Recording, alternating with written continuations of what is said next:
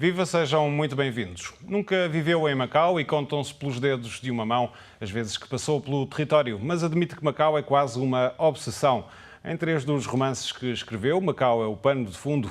O último, O Silêncio dos Céus, editado em Macau pela Livros do Oriente, foi considerado o livro do ano pelo jornal Hoje Macau. Jornalista de profissão, esteve 15 anos no Jornal de Negócios e ao longo da carreira passou por diversos periódicos, incluindo 2 que já não existem, mas deixaram saudades a muitos, o 7 e o Independente. Passou também pela televisão, em Portugal, esteve na SIC e na RTP. Autor multifacetado, tem obras na área também da não-ficção, um deles sobre uma das suas grandes paixões, o futebol. O convidado de hoje do TDM Entrevista é Fernando Sobral. Muito obrigado por estar connosco.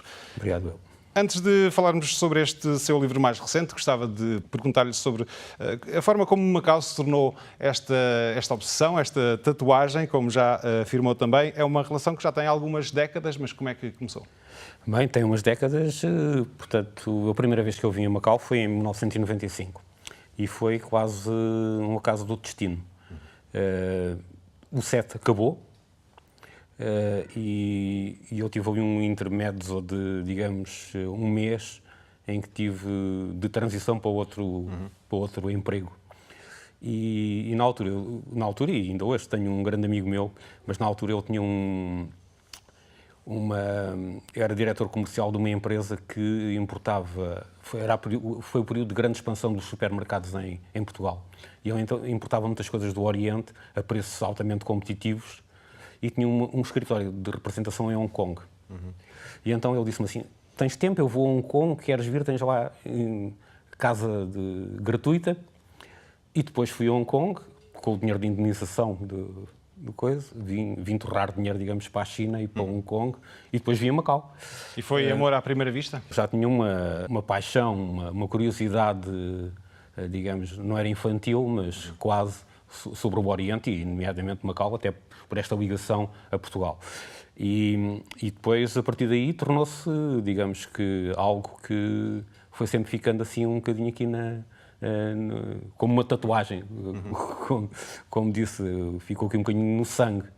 E só mais tarde é que acabei por depois começar a escrever sobre Macau. Diz que Macau tem um espaço muito particular no imaginário português, quase como se fosse um ovni. O que é que quer dizer com isto? Isto é assim, Macau é uma coisa que continua a ser muito misteriosa para Portugal. Portugal esteve 500 anos aqui digamos, a administrar esta cidade e eu acho que tal como acontece com muitos outros sítios, como por exemplo com Goa, penso que acontece basicamente a mesma coisa. É sempre uma relação que nós conhecemos e não conhecemos. Temos...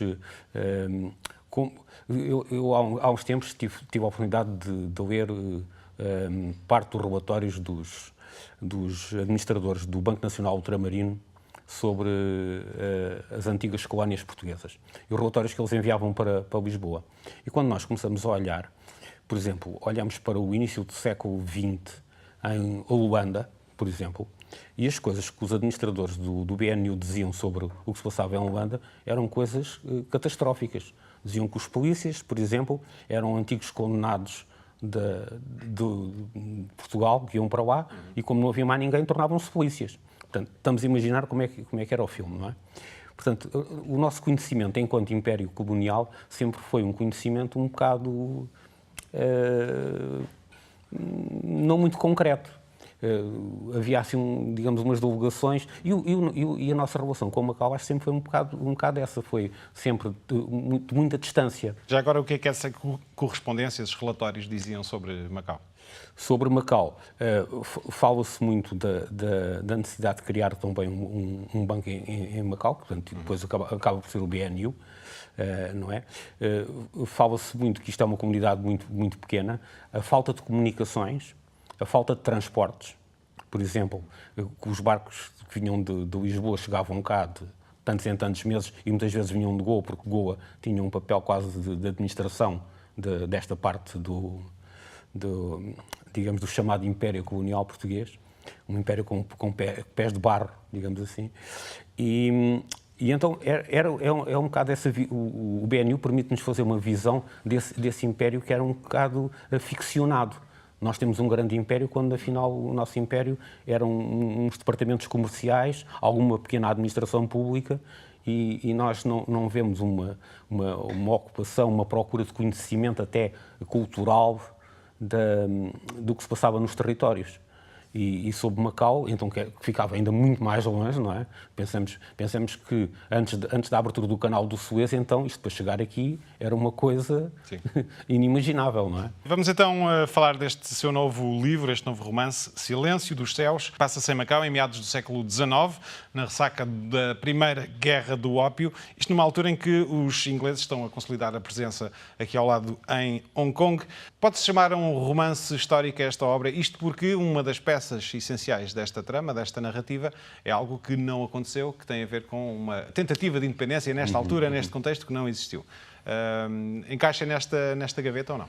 Não, quer dizer, encaixa um pouco nisso porque, a partir de certa altura, e até com a própria independência do Brasil, nós começamos a ver muitos movimentos dos colonos portugueses, digamos assim, que, exatamente com esse afastamento que têm de Lisboa, o Terreiro de Paço, o que é que seria Macau, quer dizer, imaginemos o que é que seria no meio do século XIX, vir alguém de Macau chegar ao Terreiro de Paço, ao poder político português, e assim, temos lá um problema, ou temos 10 problemas.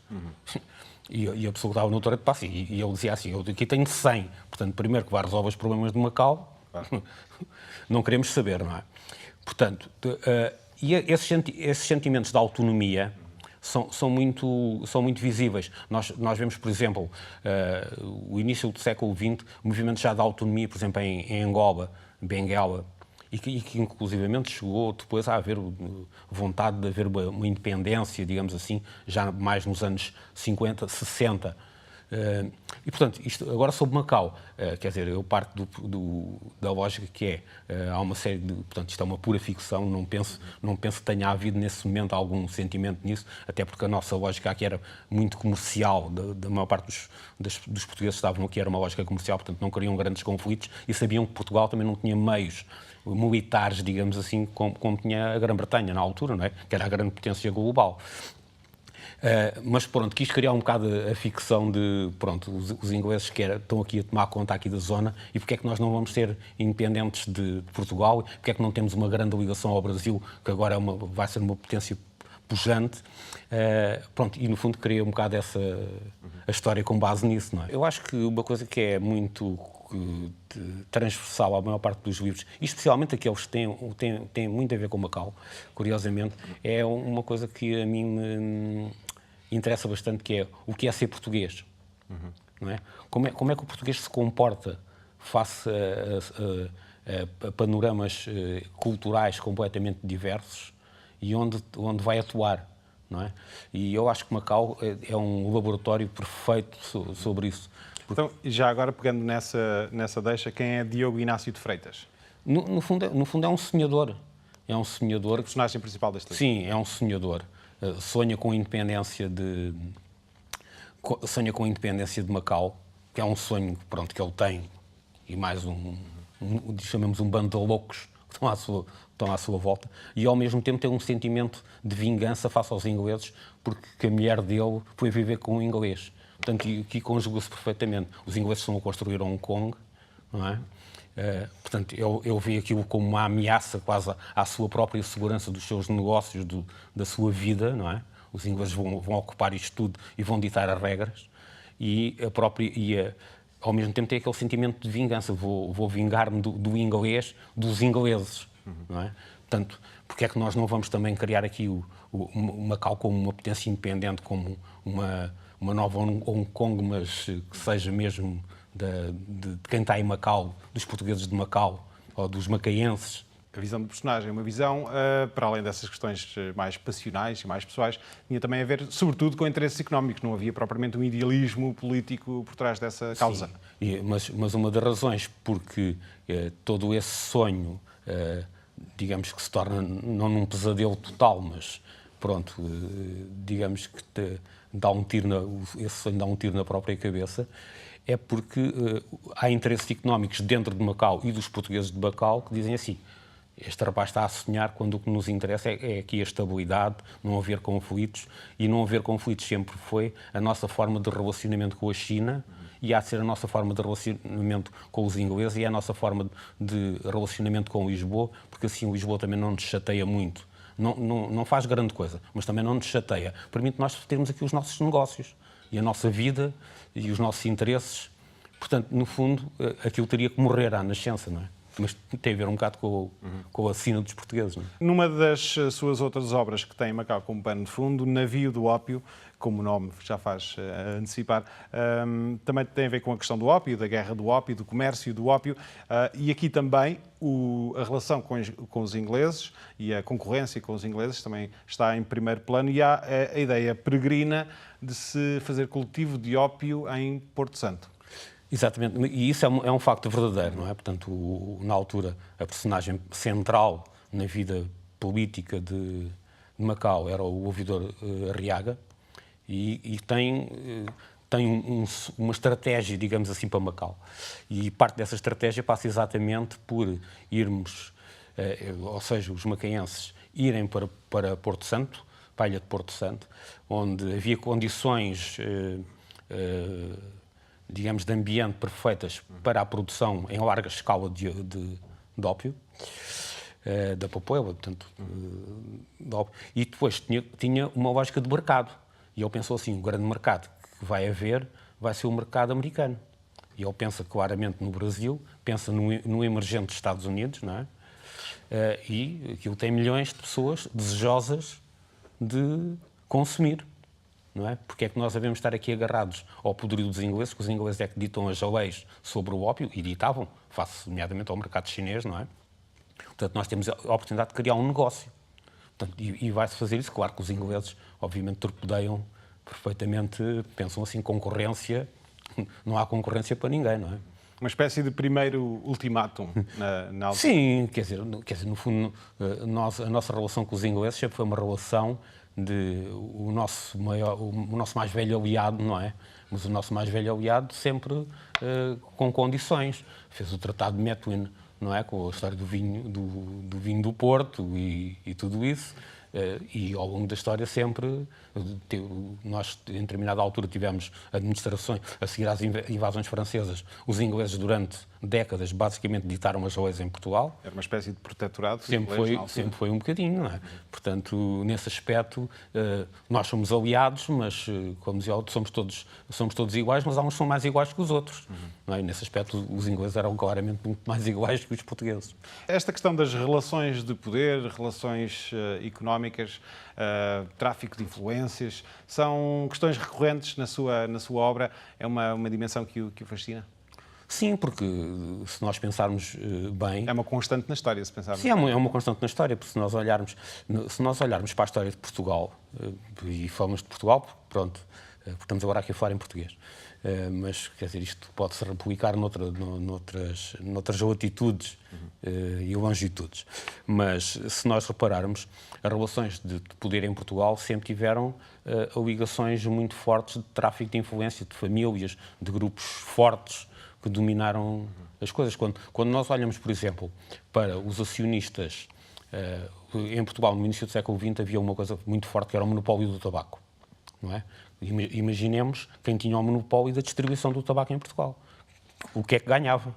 Não é? Portanto, se você tivesse a empresa que pagava ao Estado X para depois distribuir o tabaco todo, bem, aquilo dava dinheiro para muita gente e dava dinheiro exatamente para muitas famílias. Quando nós vamos ver a empresa que tinha o monopólio da distribuição de tabaco e vemos as famílias que lá estão, e muitas delas reproduzem-se perfeitamente ao longo do século XX e algumas chegam ao século XXI. Os apelidos continuam a ser exatamente conhecidos, portanto, e familiares. E estamos só a falar do tabaco. Portanto, agora multipliquemos isto para os comboios, os empréstimos a Portugal, os próprios empréstimos a Portugal, não é? Quando nós tínhamos falta de dinheiro, que é uma coisa também cíclica em Portugal, não é? Nós chegarmos ali uma altura, não há dinheiro. Acho que é constante. É uma coisa constante. Nós temos sempre um problema de... Depois lá andamos à procura de €1 milhões qualquer, para ver se nos sai um dinheirinho qualquer daqui ou daquela, e pronto, para nos safarmos. Já agora, em relação a esta questão do tráfico de influências, do jogo de interesses, em relação a Macau, como é que tem abordado essa questão? É assim, Macau hoje em dia é uma situação completamente diferente daquilo que poderíamos analisar até 1999, não é?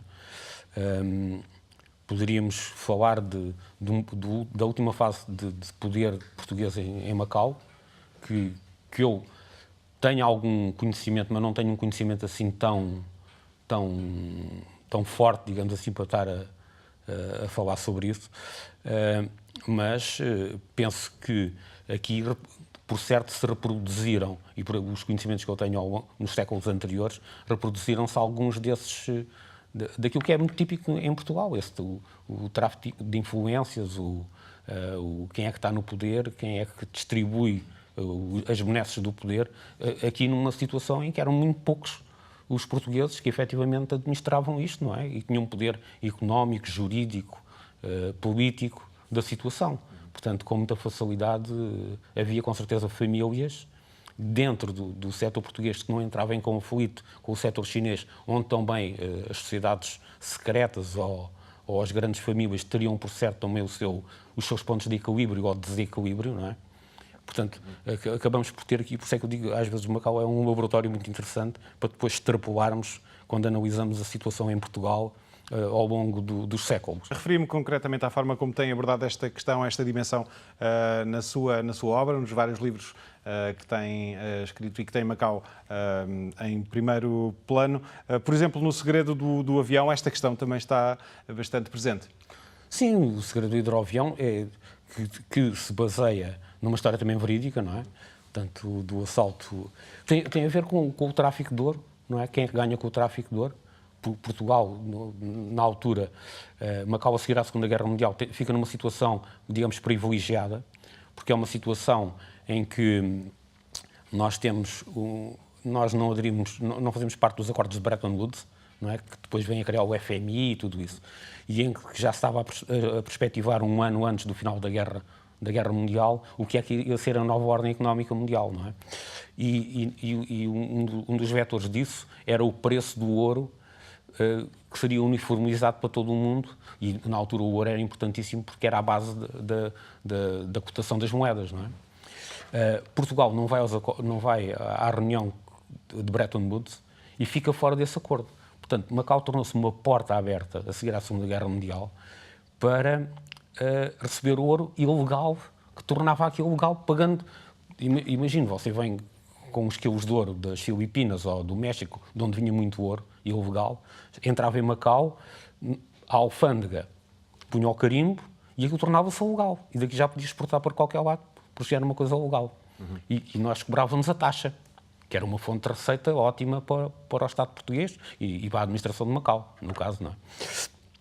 Portanto, agora imagine todo este jogo do ouro, o que é que isto cria em termos de, quer dizer, como dizia aquele célebre imperador romano, não é? O dinheiro não tem cheiro, não é?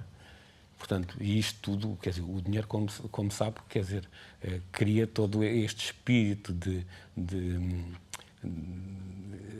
chamemos de corrupçãozinha, de alimentar poderes, de traficar poderes, de toma lá dá cá. Portanto, acaba por estar sempre presente, digamos assim, naquilo que escrevo. E no Segredo do Hidroavião, claramente, como pano de fundo a toda a ação que depois se desenrola. Portanto, isto é histórico, aconteceu assim, é este o enquadramento. No caso particular do assalto ao hidroavião, o que é que ali é ficção e realidade?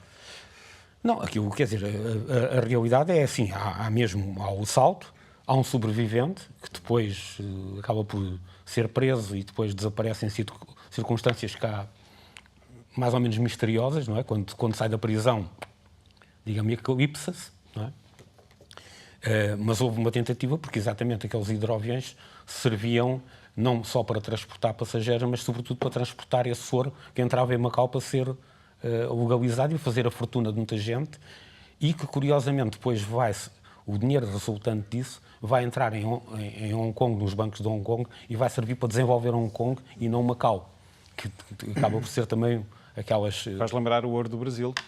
O ouro do Brasil, eu tenho um livro sobre o Barings. O Barings durante muitos anos foi um banco, aliás faliu aqui por causa de investimentos na Ásia, e o Barings durante cerca de 200 anos foi o nosso FMI. quando não havia ainda o FMI, cada vez que nós não tínhamos dinheiro, Londres, o Barings, emprestava dinheiro com umas taxas de juros simpáticas, não é? Como nós imaginamos.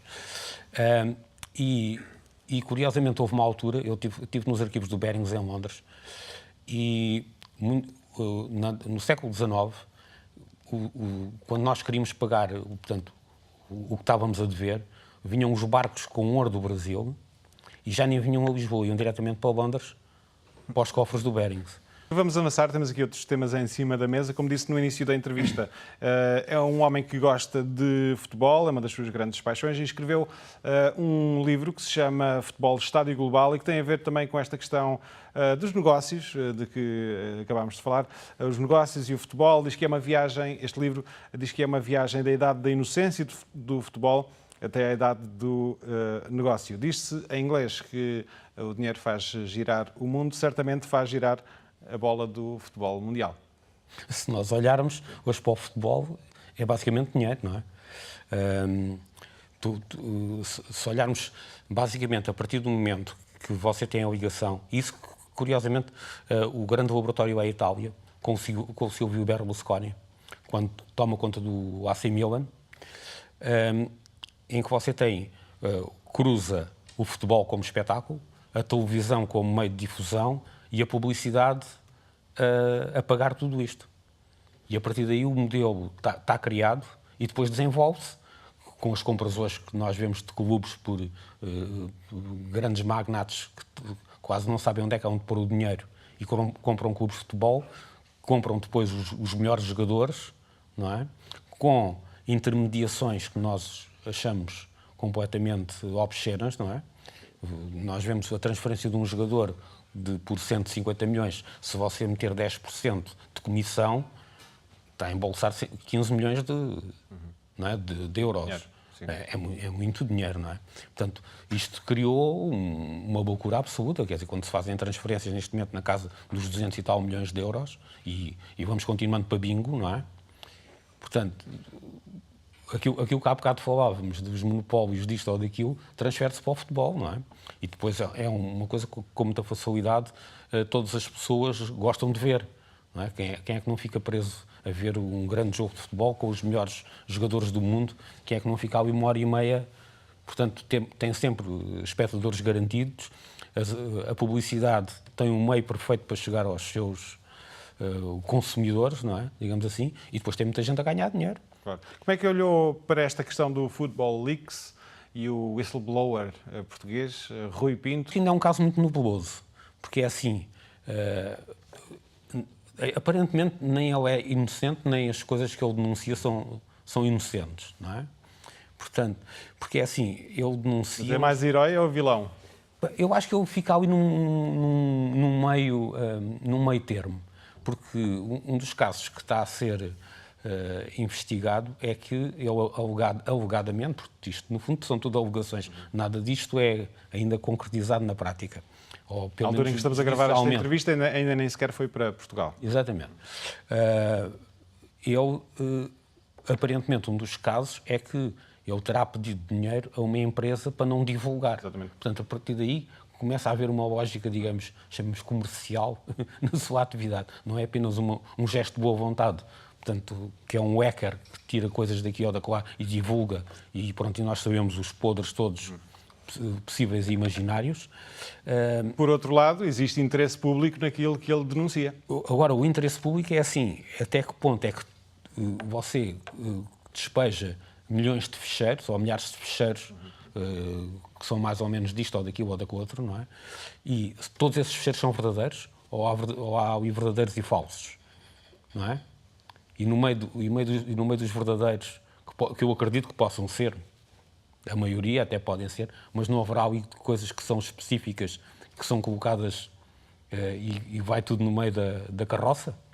Portanto, ainda é um território muito pantanoso. Nós não temos ainda uma noção muito concreta. Portanto, para muitas pessoas ele é um herói, para outras é um vilão. Mas há ali coisas que nós ainda não temos bem a noção, digamos, se ele é... como dizia o outro, um super-homem, se é um Batman, se é ali um daqueles vilões da banda desenhada. Eu acho que ainda A história vai-se fazer, mas eu acho que nesta altura ainda estamos todos muito emocionados com a questão. E depois tem a ver com aquelas coisas das lógicas clubísticas, não é? Ele é porque é de um clube, o outro é porque ele denunciou outro clube, e porque é que ele não denunciou aquele clube antes, porque por certamente devem ter coisas. Pronto, isto, eu acho que ainda estamos um bocadinho nessa fase. Uma coisa que se sabe, ou se julga saber, é que este é um dos maiores casos de sempre de fuga de informação. O Ministério Público em Portugal tem em mãos o maior caso de sempre de fuga de informação, um dos maiores. Será que a justiça portuguesa, conhecida pela lentidão, vai conseguir lidar com este caso da melhor maneira? É assim, eu acho que o Ministério Público português tem sempre os maiores casos de corrupção no futebol, os maiores casos de corrupção no setor bancário, os maiores casos de corrupção no setor político, e depois, quando nós começamos a ver o nível de concretização, de condenação, de certeza absoluta sobre determinados casos, a percentagem é muito reduzida. Portanto, normalmente cria-se um grande filme e depois acabamos por ter uma curta-metragem. Mas este caso é um caso internacional, tem outro tipo de projeção fora de portas. Exatamente. Acha que isso poderá ter influência no desfecho? Poderá ter influência, porque pode haver uma pressão internacional que leve a que haja uma atuação, digamos, mais cuidada do Ministério Público. Agora, nós vemos é que o Ministério Público tem criado mega processos que você vê que são toneladas de papel, e depois aquilo arrasta-se. Às tantas, os culpados ou já morreram ou estão já numa situação que, enfim, já não se percebe bem o que é que vai acontecer. E isto é um daqueles casos que, ainda por cima, o futebol na sociedade portuguesa é um fator de desestabilização muito grande e de ódio, digamos assim. Isto, em vez de cada pessoa defender o seu clube e gostar que ganhe, como toda a gente gosta que ganhe o seu clube, não é, do coração, mas isto tornou-se uma guerra civil em Portugal. As pessoas, nomeadamente os três grandes, o Benfica, o Sporting e o Porto, aquilo tornou-se uma guerra civil em que não há regras, como se aquilo não fosse um negócio. Os ingleses, nesse aspecto, também podem ter lá os seus problemas todos, mas aquilo, no fundo, dá dinheiro para todos, não é? Portanto, e todos querem ganhar dinheiro porque aquilo é um negócio. Nós podemos ser, com certeza as pessoas do Manchester United não gostam das do Manchester City, que é na mesma cidade, e porque um tem dinheiro do americano e o outro tem dinheiro dos países árabes, e pronto, aquilo há de haver para ali sempre problemas, não é? Mas não é aquela situação de ódio permanente e depois da suspeição dos árbitros e depois da suspeição de não sei do quê. Acha que esse ambiente é particularmente doentio em Portugal? É muito doentio em Portugal. Em comparação com outros países? Sim. Quer dizer, nós temos algumas semelhanças com os países latinos, tanto Espanha, Itália, Grécia e Turquia, basicamente, no fundo dos países do Sul. Porque eu lembro-me de há muitos anos, fui ver um jogo de uma equipa portuguesa, um convite que eu tive, e fui ver um jogo curiosamente, foi do Benfica a Liverpool. E o Benfica fez lá uma exibição boa, já nem me recordo se ganhou ou se empatou, mas foi um jogo mesmo fascinante. E no final, os adeptos do Liverpool levantaram-se e bateram palmas aos jogadores do Benfica. Que é uma coisa que em Portugal você não imagina um jogo que seja do Benfica, Sporting e Porto, nomeadamente, em qualquer dos estádios que esteja em casa, a receber uma equipa adversária e que se o adversário ganhou, o público da casa a levantar-se e bater palmas à equipa que não imaginamos. Se calhar também não acontecia se fosse uma equipa inglesa.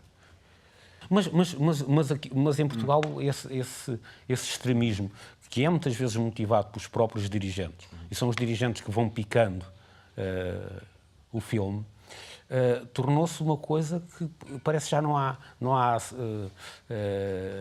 diplomacia, não há sensibilidade, não há o fair play, digamos assim. Isso deixou de haver. E isso, curiosamente, quando se fala, os clubes portugueses criaram SADs, criaram formas, digamos, económicas de gerir os clubes. Como é que não percebem que isso pode matar o negócio? E ainda por cima, os clubes portugueses todos os anos precisam de vender jogadores para equilibrar minimamente as suas contas, e nós vemos clubes completamente na falência. Ainda hoje estava a ver que o Sporting teve que fazer um acordo com o Fundo Internacional Apollo e de 65 milhões de euros, e em que está a vender os direitos televisivos, portanto, as receitas dos direitos televisivos dos próximos anos. Ou seja, nos próximos anos o dinheiro nem entra em Alvalade. Parece a história do ouro... Vai diretamente para Londres. Vai diretamente para Londres. Não é? Portanto, é aquela coisa que nós dizemos, então, mas continua-se com esta guerrilha, quer dizer, como se o importante aqui não fosse garantir receitas para todos, não é? E tornar aquilo um modelo económico sustentável. E não sei, quer dizer, o que interessa é, pronto, disparar a torto e a direito. E depois nós olhamos para a televisão e, em vez de se estar a discutir o que aconteceu no campo de futebol, em termos de... Foi um espetáculo bonito, marcaram-se golos, os atores, ou seja, os futebolistas, jogaram bem. Não, o árbitro errou aqui, o não sei quê, Isto é um modelo de negócio. Errado, com certeza. A terminar, já falámos do seu novo livro, mas sei que tem planos e alguma coisa escrita para um próximo projeto. O que é que poderá vir aí a seguir? Bem, há um projeto que tem a ver com Macau, que já comecei a escrever e que poderá ficar resolvido nas próximas semanas. Em termos... Pronto, e também não queria adiantar muito sobre isso. Mas está garantido. E vai haver um policial novo que talvez ainda seja editado este ano, que falta-me só rever, e que vai ter uma personagem de Macau, curiosamente. Mas pronto, como vê, os caminhos acabam por vir todos ter a Macau, curiosamente. Não será por acaso. Fernando Sobral, muito obrigado mais uma vez. Obrigado, eu. Vindo ao TDM Entrevista. Nós voltamos na próxima semana, contamos consigo. Até lá.